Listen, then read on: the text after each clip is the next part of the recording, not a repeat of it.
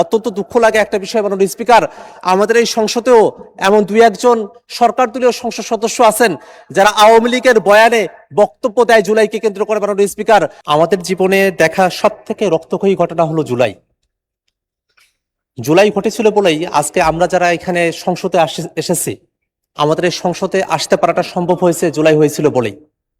সেই জুলাই আমাদের ভাইদের সাহস এবং আত্মত্যাগ এবং আওয়ামীদের নৃশংসতার ঘটনায় ভরপুর। আমাদের ভাই আবু সাইদ দুই হাত প্রসারিত করে ওয়াসিম মিছিলে এসে আর মুক্ত মিছিলকারীদেরকে পানি পান করাতে করাতে এই অভ্যুত্থানে তারা জীবন দেন।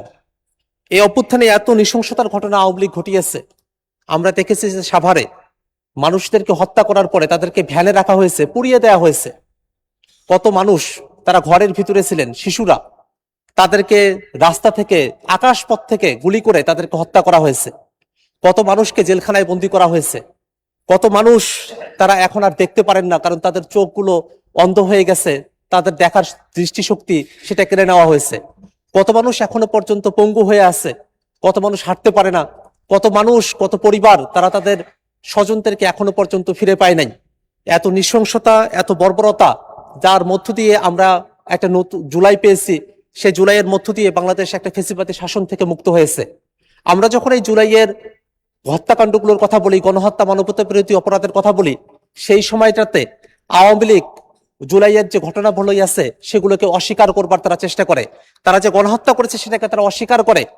কিন্তু মাননীয় স্পিকার, তাদের এই অস্বীকারের যে যাত্রা সেটাকে ভঙ্গ করে দেয় জাতিসংঘের রিপোর্ট। জাতিসংঘের রিপোর্টের মধ্যে স্পষ্টতই উল্লেখ করা হয়েছে আওয়ামী লীগ 2024 সালে জুলাইতে বাংলাদেশে মানবতা বিরোধী অপরাধ সংগঠিত করেছে এই আওয়ামী লীগ। অতএব মাননীয় স্পিকার, আওয়ামী লীগ যতই নিজদেরকে প্রবোধ দেওয়ার চেষ্টা করুক না কেন, জাতির সামনে অস্বীকার করার চেষ্টা করুক না কেন, জাতিসংঘের এই রিপোর্টকে তারা মিথ্যা প্রমাণিত করতে পারবে না।